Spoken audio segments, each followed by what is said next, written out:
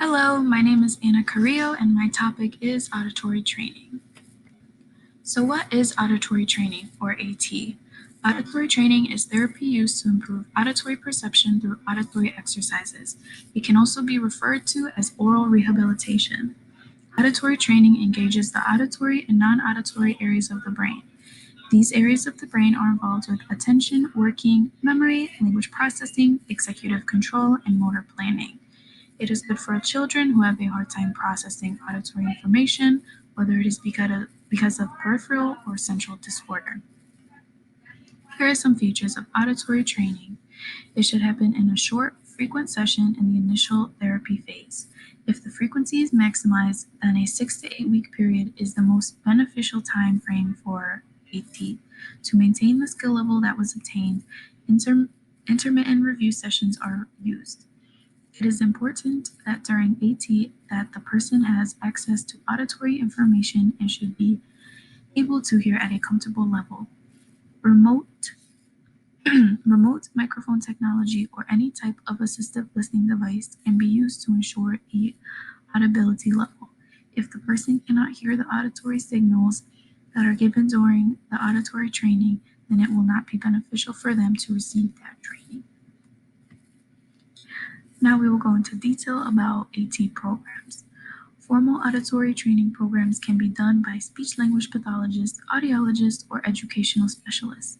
The SLP or audiologist that is overseeing the AT program has to take the patient's age, language, ability, motivation, and ability to maintain attention into account to choose the most beneficial training program for that patient. The program should challenge the patient but should not frustrate them. Something that I found that was interesting was on the Hearing Loss Association of America page. They listed some AT programs that can be done at home from your computer. One of these programs is called Angel Sound. It is an auditory training and hearing assessment program that allows you to control your listening rehabilitation at your own pace or even self-administer your own hearing test. Another AT program is called Customized Learning Exercise for Oral Rehabilitation. I added a link to the rest of the AT programs in case you wanted to look at them. Auditory training uses your brain's plasticity and adaptive reorganization that can be partially reversed through a deficit-specific training program. These AT programs are supposed to help strengthen certain auditory skills in the patient. These programs can be formally or informally and can also be active or passive. AT programs must match the auditory deficit. After a patient's hearing loss is identified, a treatment plan is made that combines amplification and auditory brain training. So who exactly benefits from AT programs? They are for people who have had a change in their hearing function. Someone with a cochlear implant or CI can benefit from AT programs. Adults with sudden hearing loss, someone who has had to switch to a different hearing aid signal processing scheme, and even someone who is not seeing improvements in their hearing functions and comprehension of speech after getting a hearing aid fitted can also benefit from AT programs. Dichotic auditory training, or DAT, is a formal auditory training procedure. DAT is therapy used to focus on the listener's ability to transfer information across the corpus callosum.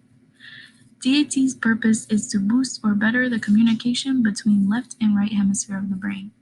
It is done using dichotic listening skills, so when the signal intensity of the unimpaired pathway is decreased and as the impaired pathway grows stronger, the intensity level is slowly increased over time. This is known as dichotic interaural intensity difference, or DIID.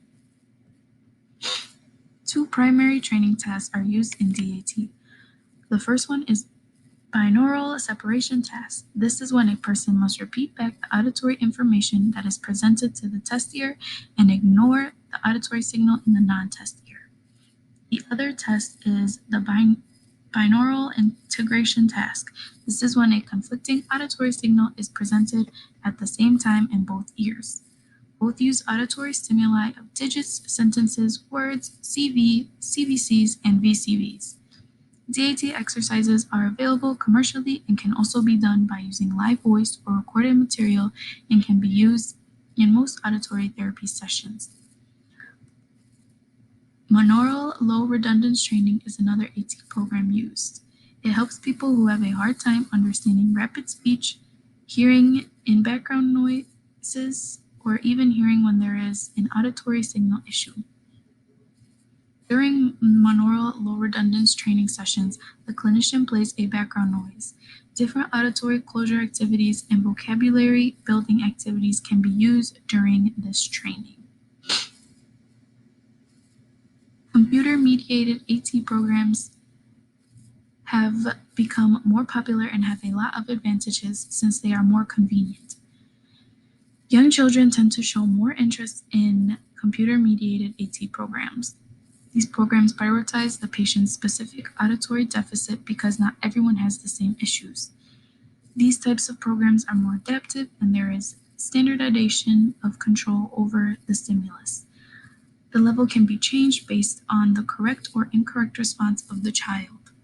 Some computer-mediated AT programs that are used are BrainTrain, which is a software program that aids underlying language processing skills. Aerobics is a program used for helping to improve phonemic awareness and auditory processing.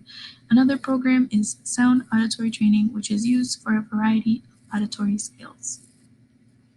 And here's my works cited for the presentation. Thank you.